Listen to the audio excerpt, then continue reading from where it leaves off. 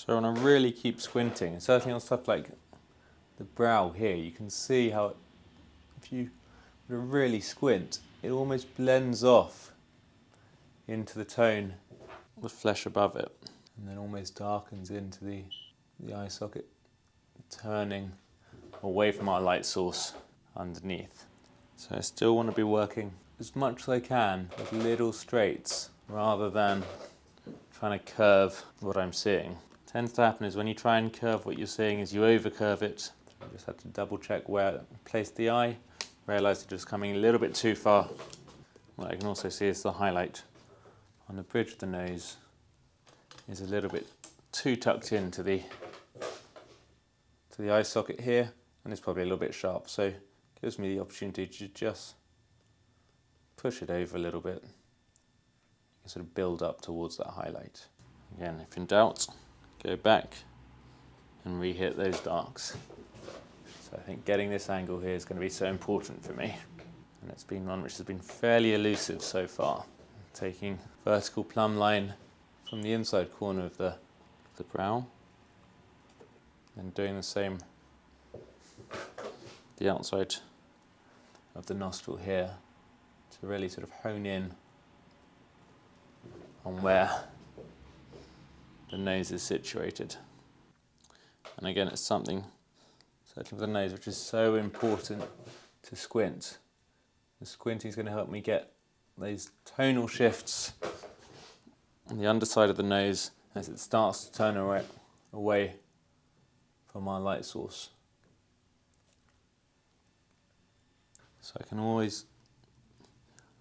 already start thinking about temperature as well. I know that the tip of the nose is going to be a little bit warmer. Essentially, as a general rule, warmer halftones tend to come forward a little bit in the painting, whilst cooler ones sit back. So I can keep that in mind whilst turning the shadow edge of the underside of the nose.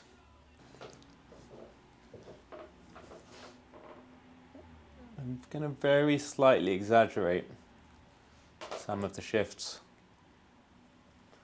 in temperature, just in tone within the hair, just to give it a little bit more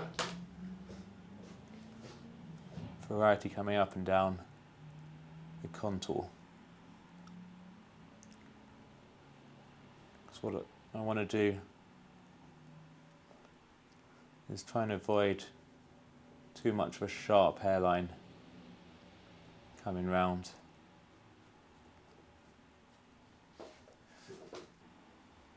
So now starting to focus a little bit more on the relationship between the external contour and the background to help aid what's inside. At this point, every mark you're putting down should help the painting become closer to the finished article, help aid you to see what needs to be done. This is not the time to be putting down sort of marks for the sake of putting down marks. So even with stuff like the creases in the eye, there's a sharp and a soft to each side, so bear that in mind. If you want creases in the skin to become convincing, really look at where's sharp, where's soft.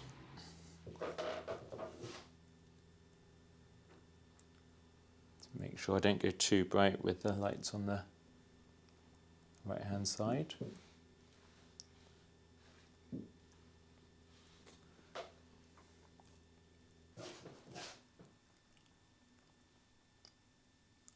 So really spend time analysing the tones you've got down. Are they too light? Are they too dark?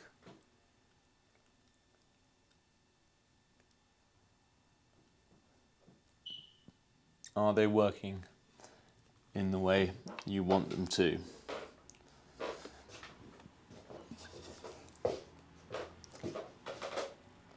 So I can see that this section isn't turning away in the way I'd like it to, so We need to darken it to really establish the fact that it's turning away from our light source.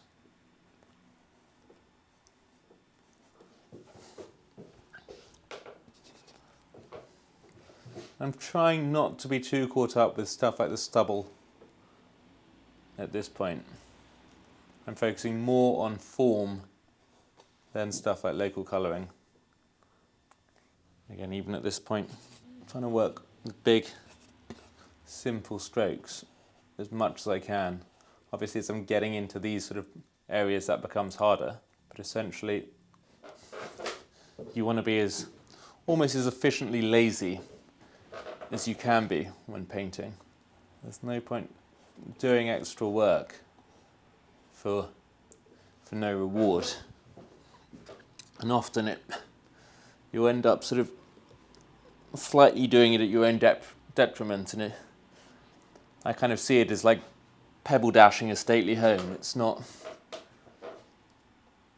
overly necessary, and in the end probably ends up with a slightly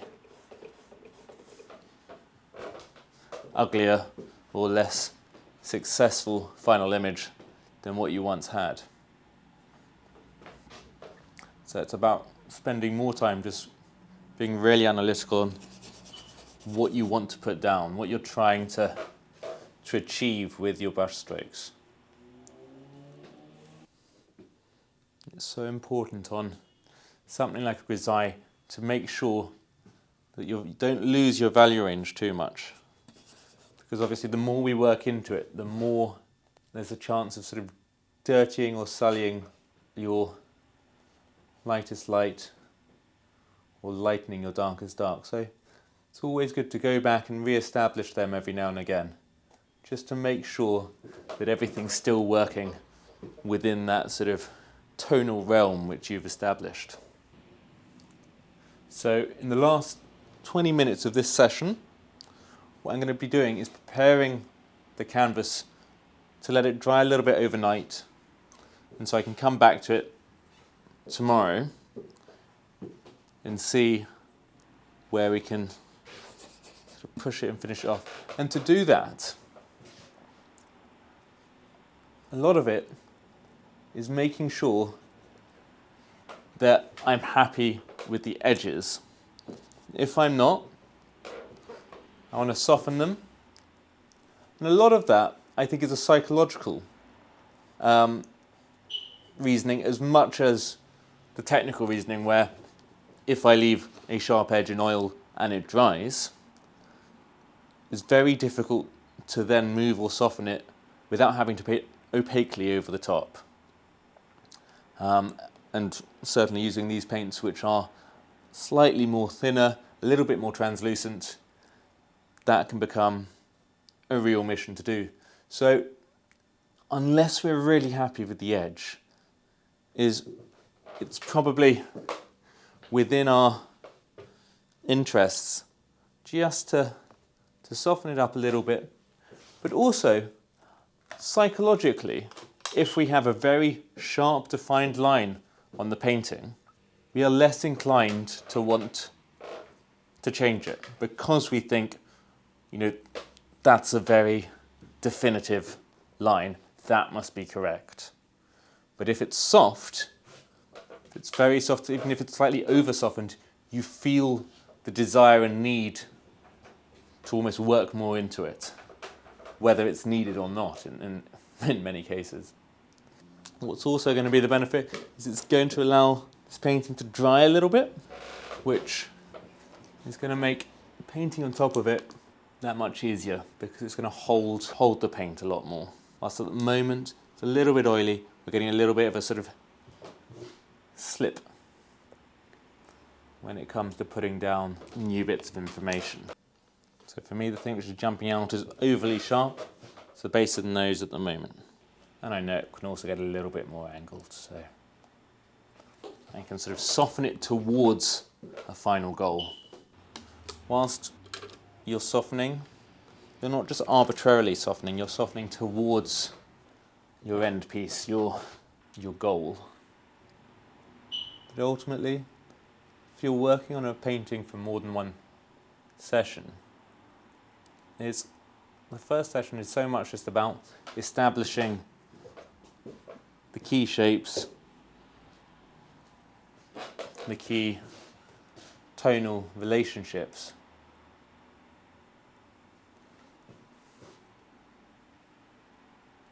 Before then really characterising them a little bit more later on. So I know tomorrow, a lot of work to do on the lips, a lot of work to do on the transitions, come to the hair. I mean, essentially, tomorrow we want to get another whole layer of paint on everything, which sounds like a lot, but bear in mind today we've probably gone 2 or 3 layers, and we've had to get the drawing done from scratch. So we're slowly getting closer to. So what I don't want is these sort of patches where there's nothing down at this point. Let's get some paint down, so at least, even if we don't have information there, we've got an even surface to work on.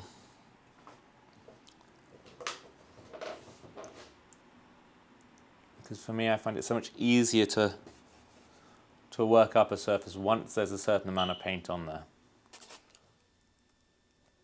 So again, with things like the ear, it's so easy to see it either totally by itself or to almost ignore it. And these two things are quite dangerous. You don't really want to have a fantastic portrait with then an ear which isn't painted, or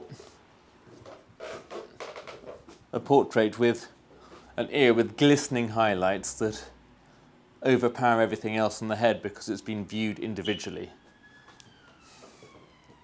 We always have to make sure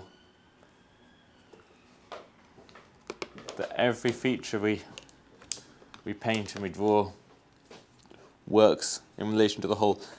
And I say this about the ear just because it tends to be visually a little bit separate in the sense that it's behind the hairline, it's a little bit further away from the head, and there's a lot more detail in it than many of the other sections around it, so you tend to look into it more.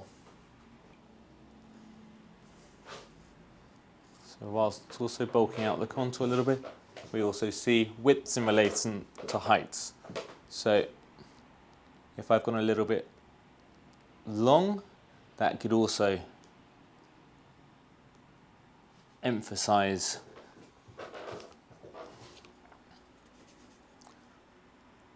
the lack of width. But I know, even though I'm changing it now and trying to get it as specific as possible, that's something I've got to come back and look at straight away when I come back to the image tomorrow.